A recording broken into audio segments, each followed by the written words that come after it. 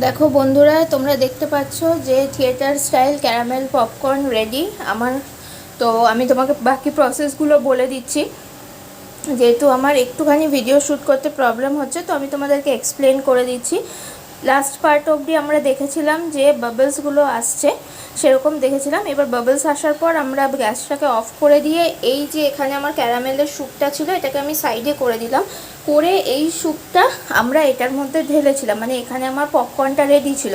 ঢেলে কিন্তু কন্টিনিউয়াস নাড়িয়ে যেতে হবে, না নাড়িয়ে গেলে কিন্তু এগুলো দলা পাকিয়ে যেতে পারে জঘন্যভাবে। মানে এইটা মানে নিচের দিকে কি হয় যে এগুলো এই দেখো চিটা হয়ে আটকে যায়, কারণ যেহেতু এটা হচ্ছে চিনির, তাই জন্য। এবার এর মধ্যে কিছুটা লাগা ছিল এই কড়াইয়ের মধ্যে, তো আমি কিছুটা পপকর্ন এখান থেকে নিয়ে এটার মধ্যে দিয়ে এটাকে মাখিয়ে নিয়েছি। মাখিয়ে নিয়ে মানে ওয়েস্ট যাতে না হয়।